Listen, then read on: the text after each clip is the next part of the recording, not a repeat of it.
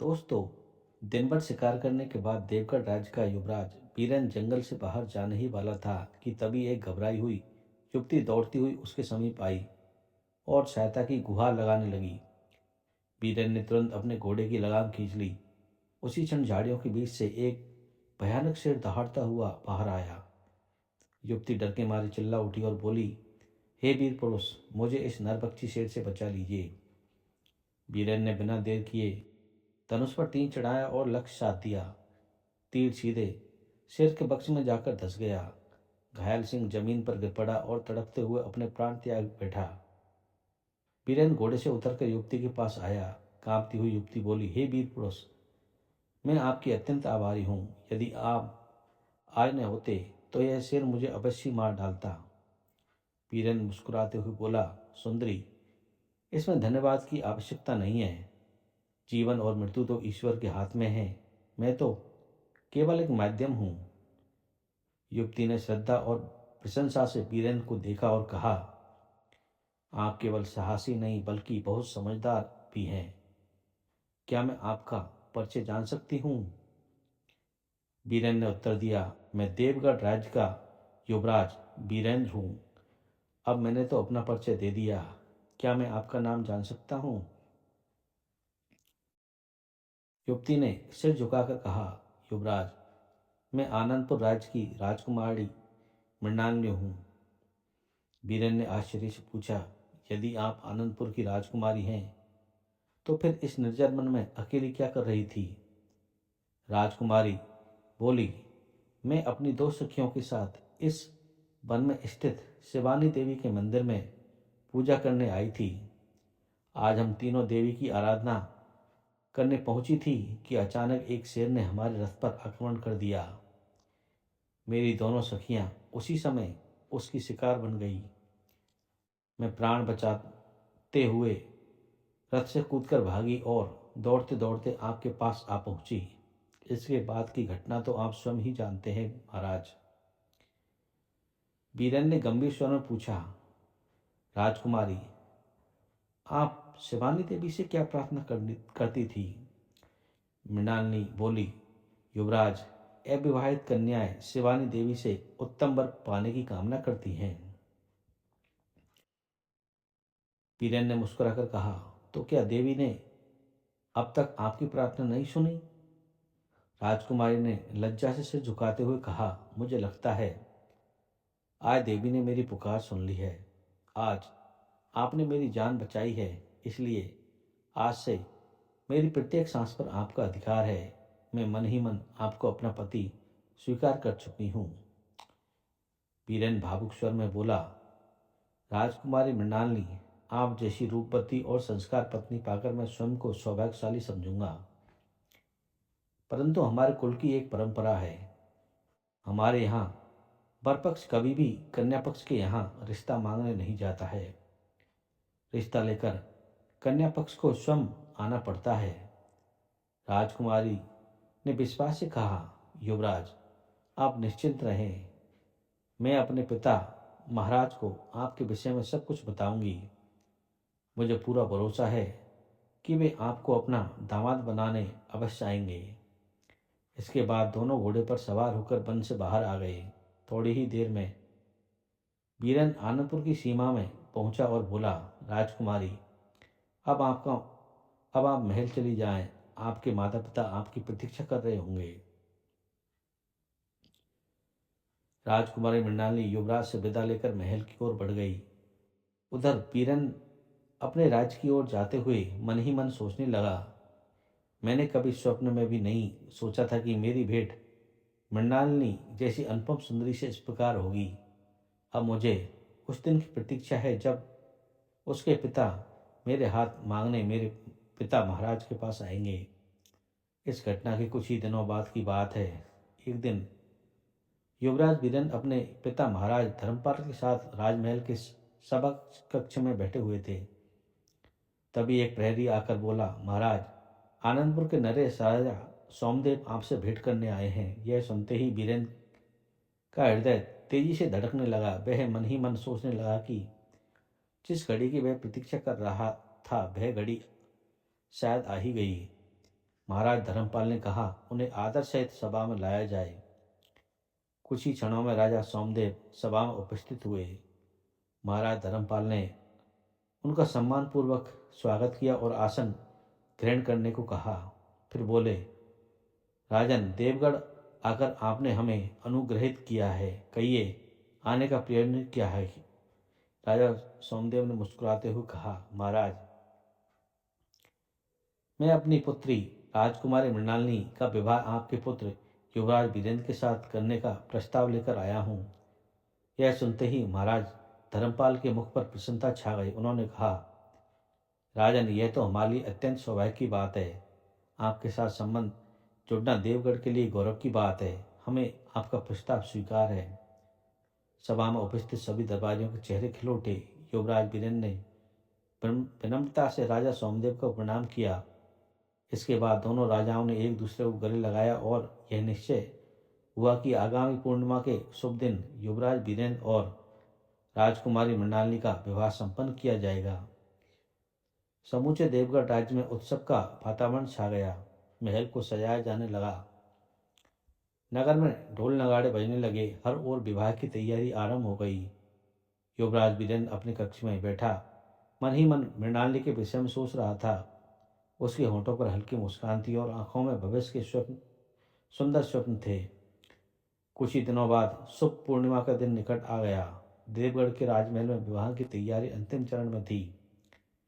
महल के आंगन में मंगल गीत गूंज रहे थे। नगर की गलियां फूलों और पताकाओं से सजा दी गई। उसी दिन प्रातःकाल युवराज वीरेंद्र की बारात आनंदपुर के लिए प्रस्थान करने वाली थी। युवराज वीरेंद्र सजे धजे वस्त्रों में अत्यंत प्रसन्न दिखाई दे रहे थे। महाराज धर्मपाल ने पुत्र को आशीर्वाद दिया और कहा, पुत्र, आज से तुम एक नए जीवन में प्रवेश करने जा रहे हो। ईश्वर तुम्हें सदैव सुखी रखे। बारात जैसे ही महल के द्वार से निकलने ही वाली थी, तभी एक सैनिक बदहवास सा दौड़ता हुआ आया। उसका चेहरा भय और घबराहट से भरा हुआ था। सैनिक ने हाँफते हुए कहा, महाराज, अनर्थ हो गया। महाराज धर्मपाल ने चिंतित होकर पूछा, क्या हुआ? इतनी घबराहट क्यों? सैनिक बोला, महाराज, अभी अभी आनंदपुर से एक अशुभ समाचार आया है। यह सुनते ही वीरेन आगे बढ़ा और बोला, क्या समाचार है? जल्दी बताओ। सैनिक ने कांपते हुए स्वर में कहा, महाराज, विवाह की रस्म के अनुसार राजकुमारी मृणालिनी आज प्रातः शिवानी देवी के मंदिर में पूजा करने गई थी। उसी समय कहीं से एक विशाला सर्प निकल आया और उसने राजकुमारी को डस लिया। यह सुनते ही वीरेन का चेहरा पीला पड़ गया। वह व्याकुल होकर बोला, सैनिक, यह बताओ, क्या राजकुमारी बच गई? सैनिक ने सिर झुका लिया और बोला, नहीं युवराज, सर्पदंश होते ही राजकुमारी के प्राण चले गए। यह सुनते ही वीरेंद्र के पैरों तले से भूमि खिसक गई। वह वहीं बैठ गया और फुट फुट कर रोने लगा। मृणालिनी, तो मुझे छोड़कर क्यों चली गई? जिस जीवन का सपना हमने देखा था, वह एक पल में कैसे टूट गया। संपूर्ण महल में शोक का वातावरण छा गया। जहाँ कुछ देर पहले आनंद और उल्लास था, वहां अब केवल सन्नाटा और विलाप रह गया। महाराज धर्मपाल ने वीरेंद्र को संभालते हुए कहा, पुत्र, धैर्य रखो। राजा का हृदय मजबूत होना चाहिए। परंतु वीरेंद्र रोते हुए बोला, पिताश्री, मैं अंतिम बार मृणालिनी को देखना चाहता हूँ। कृपया मुझे आनंदपुर जाने की आज्ञा दीजिए। महाराज ने गंभीर स्वर में कहा, पुत्र, आनंदपुर से यह समाचार भी आया है कि राजकुमारी के देहांत के बाद उनका पार्थिव शरीर नदी में प्रवाहित कर दिया गया है। यह सुनकर वीरेंद्र और अधिक टूट गया। वह बिना कुछ बोले अपने कक्ष में चला गया, जहाँ कुछ समय पहले तक उत्सव और आनंद का वातावरण था। अब वहाँ शोक और सन्नाटा छा गया था। युवराज वीरेंद्र अपने कक्ष में उदास मन से बैठे रहते थे। दिन बीतते गए पर उनके हृदय का दुख कम नहीं हुआ। इस दुर्घटना को घटे 1 महीना बीत गया, किंतु वीरेंद्र एक क्षण के लिए भी राजकुमारी मृणालिनी को नहीं भूल सके। अक्सर उनके कानों में मृणालिनी के वही शब्द गूंजते रहते, आज आपने मेरी जान बचाई है, इसलिए आज से मेरी हर सांस पर आपका अधिकार है। अपने कक्ष में अकेले पड़े वीरेंद्र बार बार बुदबुदा उठते, मृणालिनी, मैं भी मन ही मन तुम्हें अपनी पत्नी मान चुका था। मैं वचन देता हूँ कि अब मैं कभी विवाह नहीं करूँगा। तुम्हारी स्मृतियाँ ही अब मेरे जीवन का सबसे बड़ा आधार और सबसे बड़ी पूंजी है। दिन प्रतिदिन बीरन इसी दुख में डूबते चले गए। उनकी यह दशा देखकर महाराज धर्मपाल को अत्यंत चिंता होने लगी। एक दिन उन्होंने बीरन को समझाते हुए कहा, पुत्र, तुमने अपनी यह क्या अवस्था बना ली है। मैं मानता हूँ कि राजकुमारी की असमय मृत्यु से तुम्हें गहरा आघात पहुंचा है, पर इसका यह अर्थ नहीं कि तुम जीवन से ही विमुख हो जाओ। फिर उन्होंने कठोर स्वर में कहा, उठो बीरन, आज तुम्हें मेरे साथ राजसभा में चलना होगा। बीरन ने धीमे स्वर में उत्तर दिया, पिताश्री, मुझे क्षमा करें, मैं आज सभा में उपस्थित नहीं हो सकूंगा। परंतु महाराज के बार बार आग्रह करने पर बीरन अंततः राजसभा में पहुंच गए। उसी समय एक सैनिक आकर बोला, महाराज, शक्तिनगर के राजपुरोहित राजा शौर्यसेन का संदेश लेकर आए हैं। वे आपसे भेंट करना चाहते हैं। महाराज धर्मपाल ने आदेश दिया, राजपुरोहित को सम्मान सहित सभा में लाया जाए। कुछ ही क्षणों में राजपुरोहित राजसभा में उपस्थित हुए। महाराज धर्मपाल ने उनसे कहा, पुरोहित जी, निसंकोच होकर अपने राजा का संदेश कहिए। राजपुरोहित ने अपने हाथों में रखा स्वर्ण थाल महाराज के सामने रखते हुए कहा, महाराज, इस थाल में रखी वस्तुएं आपकी प्रतिष्ठा के अनुकूल ही सिद्ध होंगी। मेरा ऐसा पूर्ण विश्वास है। महाराज धर्मपाल ने थाल की ओर देखा। उसमें नारियल, सुपारी, हल्दी की गांठें और एक बहुमूल्य कटार रखी हुई थी। महाराज कुछ सोचते हुए बोले, यह तो विवाह प्रस्ताव का संकेत प्रतीत होता है। फिर उन्होंने थाल में रखे पत्र को उठाकर पढ़ना आरंभ किया। पत्र में लिखा था, महाराज धर्मपाल, हम अपनी पुत्री राजकुमारी पद्मिनी का विवाह आपके पुत्र युवराज वीरेंद्र के साथ करना चाहते हैं। यह संबंध देवगढ़ और शक्तिनगर दोनों राज्यों की मित्रता को और अधिक सुदृढ़ करेगा। कृपया अपनी स्वीकृति प्रदान करें। पत्र पढ़कर महाराज धर्मपाल के मुख पर हल्की मुस्कान आ गई। सभा में उपस्थित दरबारियों में भी हलचल मच गई। पर उसी समय युवराज वीरेंद्र उदास स्वर में बोले, पिताश्री, मैं इस विवाह के लिए सहमत नहीं हूँ। मैं आजीवन अविवाहित रहने का संकल्प ले चुका हूँ। यह सुनकर पूरी सभा स्तब्ध रह गई। महाराज धर्मपाल भी कुछ क्षणों के लिए मौन रह गए। राजसभा में सन्नाटा छा गया। फिर उन्होंने गंभीर स्वर में कहा, बीरन, यह निर्णय तुमने बहुत जल्दीबाजी में लिया है। राजकुमारी का जीवन केवल उसका अपना नहीं होता, वह पूरे राजकुमार का जीवन केवल उसका अपना नहीं होता, वह पूरे राज्य का होता है। बीरन ने सिर झुकाए हुए उत्तर दिया, पिताश्री, मैं भली भांति जानता हूँ, पर जिस स्त्री को मैंने मन से पत्नी स्वीकार कर लिया हो, उसके रहते किसी और से विवाह करना मेरे लिए असंभव है। सभा में बैठे मंत्रीगण आपस में फुसफुसाने लगे। शक्तिनगर के राजपुरोहित ने धीरे से कहा, महाराज, युवराज का यह संकल्प राजनीतिक दृष्टि से उचित नहीं है। यह विवाह दोनों राज्यों के लिए लाभकारी सिद्ध होगा। महाराज धर्मपाल ने हाथ उठाकर सबको शांत किया और बोले, पुरोहित जी, देवगढ़ की परंपरा है कि विवाह तभी होता है जब वर और वधू दोनों हृदय से सहमत हो। मैं अपने पुत्र पर किसी प्रकार का दबाव नहीं डाल सकता। यह सुनकर राजपुरोहित ने नम्रता से सिर झुका लिया और बोले, महाराज, मैं आपके निर्णय की सूचना अपने राजा तक पहुंचा दूंगा। राजपुरोहित के चले जाने के बाद महाराज धर्मपाल ने वीरेंद्र की ओर देखा। उसकी आंखों में करुणा भी थी और चिंता भी। उन्होंने धीमे स्वर में कहा, पुत्र, मैं तुम्हारे दुख को समझता हूँ, परंतु समय किसी के लिए नहीं रुकता। हो सकता है भविष्य में ईश्वर तुम्हारे लिए कोई और मार्ग निर्धारित करे। वीरेंद्र ने दृढ़ स्वर में उत्तर दिया, पिताश्री, यदि ईश्वर मुझे इस पीड़ा से मुक्त करना चाहता है तो मृणालिनी को मुझसे छीनता नहीं। अब मेरा जीवन केवल राज सेवा और उसकी स्मृतियों के नाम पर है। इसके बाद वीरेंद्र ने राजसभा से विदा ली और अपने कक्ष में लौट आया। राजकुमारी को मृत मानकर उनका पार्थिव शरीर रेशमी वस्त्रों में लपेटकर पवित्र नदी में प्रवाहित कर दिया गया। परंतु जिसे मृत्यु समझा गया मृत्यु समझा गया था वह वास्तव में देवी लीला थी। जिस समय राजकुमारी को सर्प ने डसा था उसी क्षण मंदिर के गर्भगृह में स्थित शिवानी देवी की प्रतिमा से एक दीपक अपने आप प्रज्वलित हो उठा था।